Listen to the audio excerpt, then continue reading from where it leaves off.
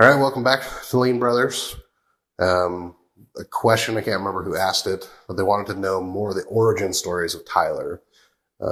Because sometimes content on YouTube seems like people have made it or they're super successful or they only show the good parts. So I thought it'd be interesting to take a few minutes and maybe not go through the whole history or maybe just a brief history of the whole thing, but I want to start kind of from the beginnings, but I think it'll be fun to get my version of it because we're brothers. Tyler's about 10 years older than me.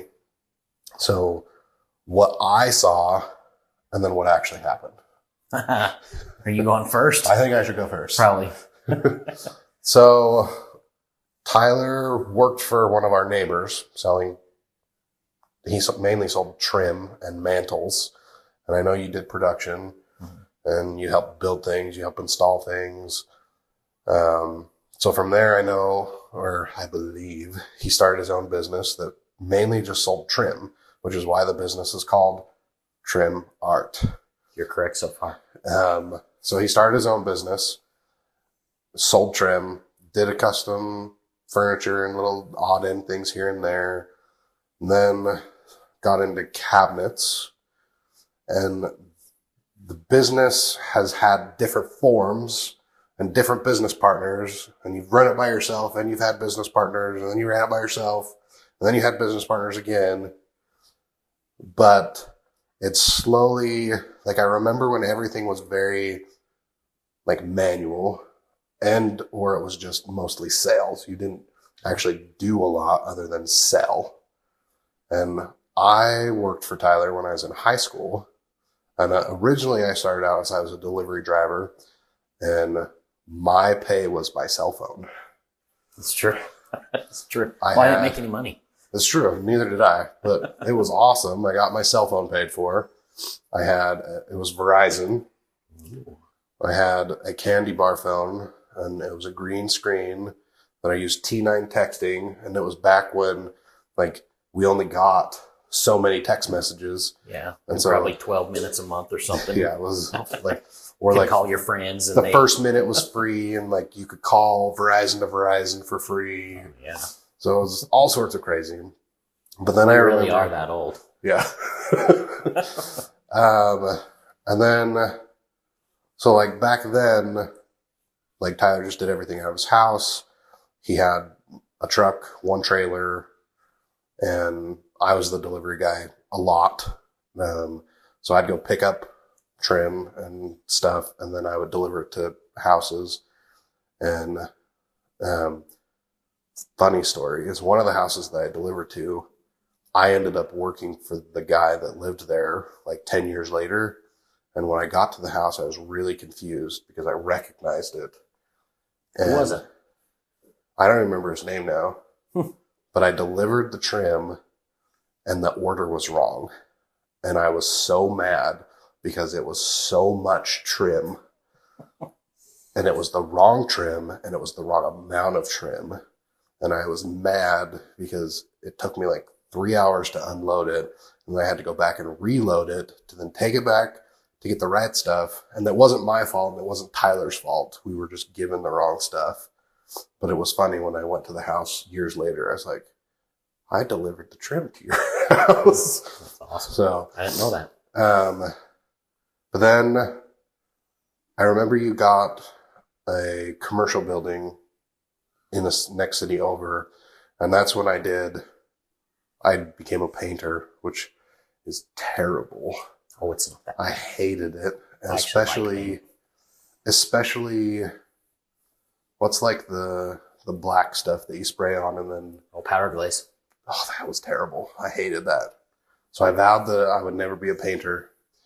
But that's kind of when you went into, like, you were building everything by hand there, and then you ended up moving to your home shop, got your first CNC, then moved to another commercial building, got a different CNC.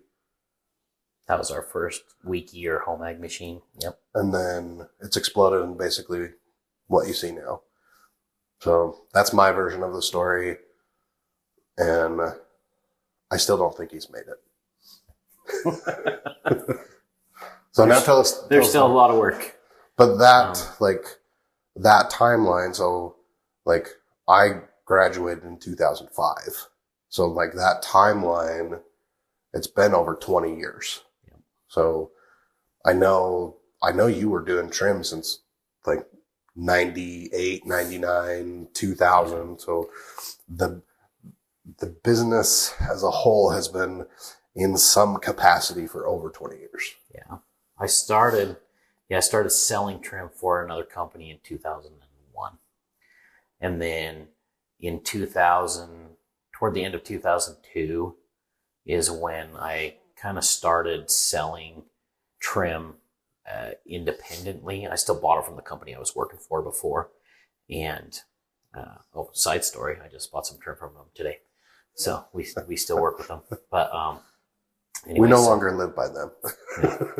But yeah, I started doing that. I officially started Trim Art in 2004.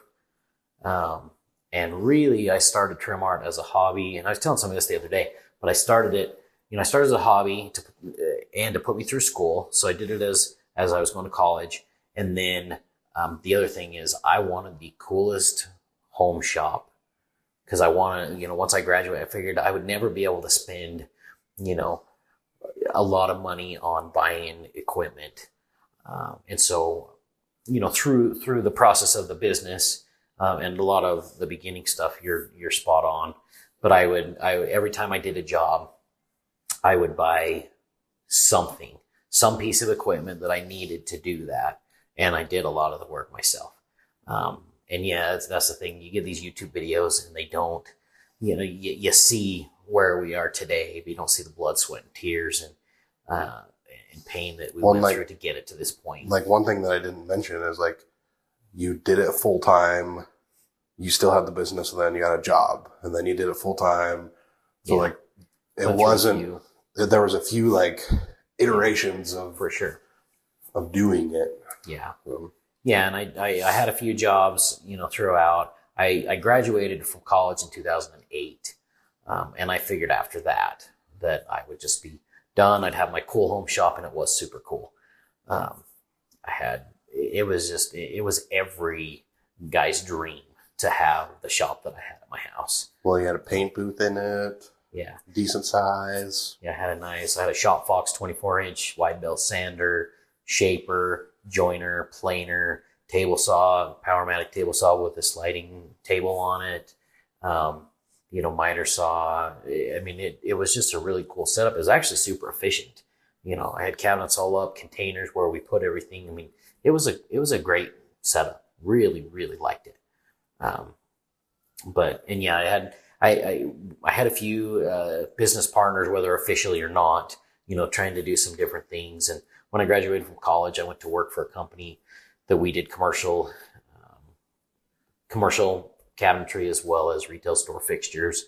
That's kind of where I started learning some of that. That's actually where I met Cordell, my business partner. I worked there for a couple years, and then I started working, went out and do the business for a little bit. That company they had made it through the crazy 2008, 2009, but they were kind of delayed, and they actually ended up going out of business, I think, in 2011. So I lost my job somewhere 2010, 2011 with that company, probably 6 months to a year before they ended up going under, which was a sad deal. But anyway, so then I went to work for a company called Fetzer Retail. And Fetzer's is a huge architectural millwork company, and they had a retail division. And Dave Reese, who is now my business partner as well, Dave Cordell and I are partners, and he was actually my first employee in 2005 or something. I think it was my first official employee that I hired, and he was working at Fetzer's at the time, and I went to work for them and worked there for a few years. Got some good, some good experience, and really loved the job. It was fantastic. Learned a ton, and ultimately, just to make a long story short, my commute got a lot bit longer, and Cordell was the same. I got him Dave got me a job there. I got, told Cordell about it. He got a job there. We all worked there together for a while. But when our commute changed, some things changed there. We ultimately, Dave went to work for a commercial construction company, and Cordell and I said, you know what, we want to make a go of this. And so we really said, you know what, we're going to do this. We're going to stagger quitting our jobs. He was going to quit first, and then I was going to quit. And he quit. 2 weeks later, I couldn't stand it anymore, so I quit. And so we made a go of it. And when I say it was hard. It was beyond hard. I mean, we had bought our first Wiki CNC. We didn't have a lot of equipment. In fact, we landed a job, and we were kind of doing CNC work for people, cutting some things, but we didn't even have an edge bander. So we scraped up enough cash to buy a little $1,500 handheld edge bander that had a glue pot. And we made our own. We couldn't even afford to buy the table that the edge bander sat in that they sold. And so we made one out of wood so we could kind of run parts through, and we would take a hand blade and scrape the edge banding and, trim it up. I remember that. Yeah. So, and then we landed a contract with, a company to do some products. And when we landed that contract, we're like, oh, we better get an edge bander. So that's how, so we literally I went to Advanced Machinery, and I'm like, okay, what do you have? We need something quick. And they happen to have the smallest edge bander that Brandt made. They had one that they had brought in to do a little show at their place. And so they gave us a little bit of a discount on it, and we bought that. I mean, we literally would get contracts. Once we knew we had them, then we would buy a piece of equipment to do it. So yeah, we started out with nothing. And, when I say we didn't have any money, whoa, man, we didn't. We just had a lot of drive, and we worked hard. I mean, Cordell and I at the time, we would work 12, 14, 16 hours a day and push really hard just so that we could pay our mortgages and the, expense of the business and have food on the table. So yeah, it was a lot of hard work. So that was 9 years ago when we quit our job, our full-time jobs. And, and we've just slowly built, but we've been really conservative with what we've done. And so that's really, I think if I was to give anyone a piece of advice, it's don't take money out of your business. Only take enough money that you can live. Don't, when you get a big down payment or a chunk of money for a job, and make a little profit, do everything you can to leave it in the business so that you can grow. And that's really what we did. By being conservative, we were able to buy more and more equipment and automation. And we basically doubled every single year. There's only 1 year we didn't, at least, grow by 25%. Most years we doubled. 1 year we chose to stay the same because we needed to fix our processes and make things a little bit better. But yeah, just the way we've been able to get where we are is by being conservative and being careful. In fact,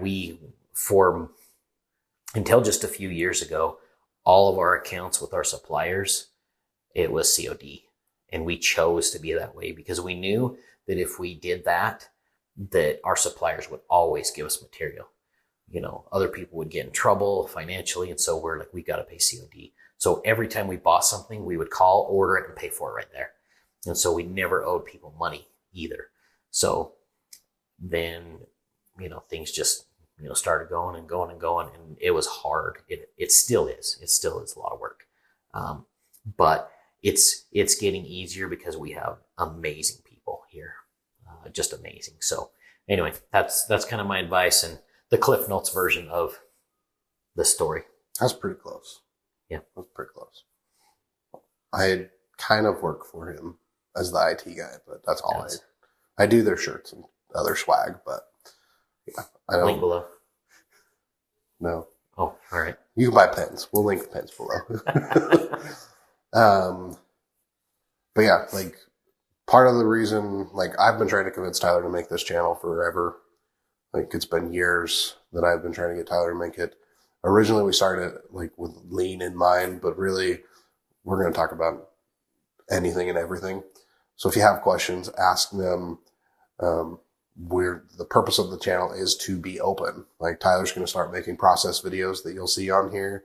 It's to be open and honest about the industry the best that we can, to share equipment, to share processes, to share wins, to share losses, because losses happen.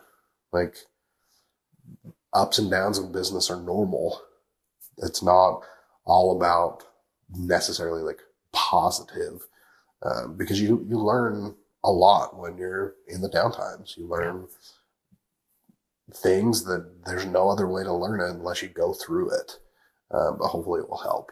So hope that answers the question about the process and gives you a little bit of advice. Like the biggest advice that I like have learned and understood from Tyler's, like being external from Tyler, is it's better to spend as much money as you can to buy the nicest equipment now rather than to have to like replace it soon and or have to hire more employees to be able to manage that same equipment. So I always in my business try to make sure that I'm buying the best piece that I can that can run as automated as it can, so that really an employee is more of a babysitter than having to actually like run the machine. So that's what I've learned from Tyler and just seeing his progression, because even if you look at, and we recorded a video on his CNC machines, but like every CNC machine that he's purchased has slowly gotten more and more and more automated. And so that's kind of the advice that I picked up on my own, was buy the best that you can with what you have, but don't overextend yourself. Definitely. Hope that answered your question. Everyone have a great one. See ya.